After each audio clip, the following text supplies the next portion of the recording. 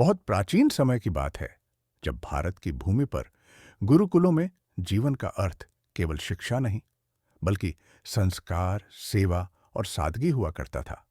उज्जैन नगरी में स्थित गुरु सांदीपनी के आश्रम में अनेक शिष्य अध्ययन करते थे। उन्हीं शिष्यों में दो बालक थे, जिनकी मित्रता आने वाले समय में भक्ति की सबसे सुंदर मिसाल बनने वाली थी।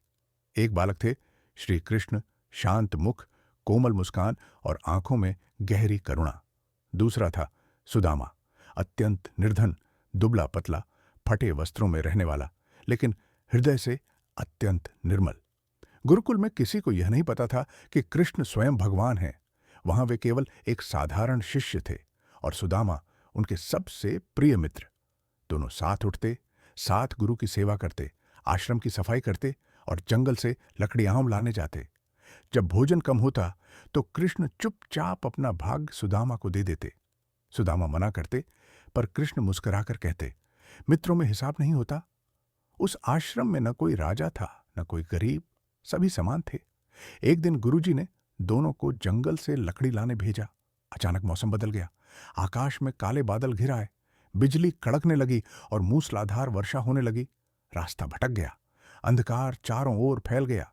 दोनों पूरी रात एक वृक्ष के नीचे खड़े रहे, भीगे हुए, ठंड से कांपते हुए, भूखे। सुदामा के मन में भय था, पर कृष्ण पूर्णतः शांत थे। उस अंधेरी और भयावह रात में सुदामा ने अपने मन में अनुभव किया कि जब कृष्ण साथ होते हैं तो डर अपने आप मिट जाता है। उस रात उनकी मित्रता केवल मित्रता नहीं रही, वह विश्वास और समर्पण बन गई। समय बीतता गया, गुरुकुल की शिक्षा पूर्ण हुई। दोनों मित्र अलग अलग दिशाओं में चले गए।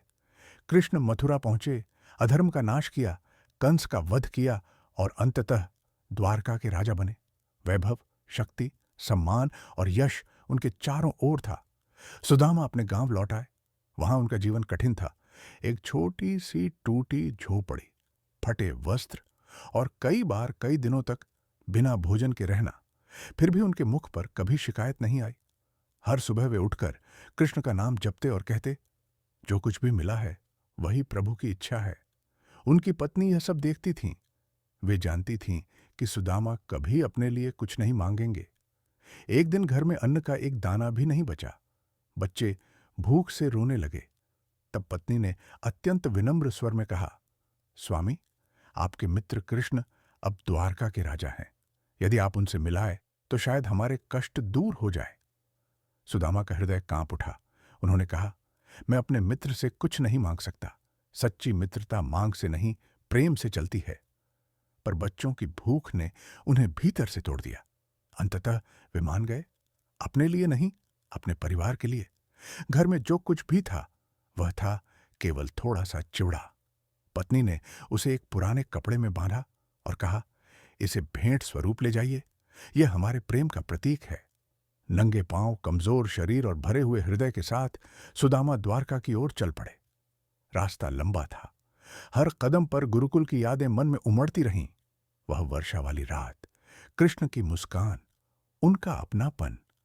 जब वे द्वारका पहुंचे और सोने के महल देखे तो उनका सिर लज्जा से झुक गया। वे सोचने लगे, मैं यहां आने योग्य भी नहीं हूं। द्वारपालों ने उन्हें रोका और उपहास किया, ऐसे वस्त्रों में राजा से मिलने आए हो? सुदामा चुपचाप खड़े रहे। उनके मन में न क्रोध था, न अपमान, केवल कृष्ण के दर्शन की लालसा। उसी क्षण द्वारका के महल में बैठे श्री कृष्ण का हृदय विचलित हो उठा। उन्होंने कहा, मेरा मित्र आया है। भगवान स्वयं सिंहासन छोड़कर दौड़ पड़े। द्वार पर पहुंचते ही उन्होंने सुदामा को गले से लगा लिया। राजा और निर्धन का सारा भेद समाप्त हो गया। कृष्ण की आंखों से आंसू बह रहे थे। उन्होंने सुदामा को अपने सिंहासन पर बैठाया और स्वयं उनके चरण धोए। रानियां यह दृश्य देखकर स्तब्ध रह गईं। कृष्ण ने सुदामा की पोटली देखी और मुस्कुराकर बोले, मेरे लिए क्या लाए हो मित्र? सुदामा लज्जित हो गए। कुछ नहीं, बस थोड़ा सा चिवड़ा। कृष्ण ने प्रेम पूर्वक उसे खाया और कहा, यह संसार का सबसे मधुर भोजन है। सुदामा ने कुछ नहीं मांगा, न धन, न वैभव, न सुख, केवल मित्रता और प्रेम। कुछ समय बाद वे लौट चले। घर पहुंचने पर सुदामा की आंखें भर आईं। जहां कभी झोपड़ी थी वहां अब एक सुंदर महल था। कृष्ण ने सब कुछ दे दिया था, बिना मांगे। सुदामा भूमि पर बैठकर बोले, हे कृष्ण, आपने मेरी गरीबी हर ली, पर मेरी भक्ति और विनम्रता सुरक्षित रखी। यही इस कथा का सार है।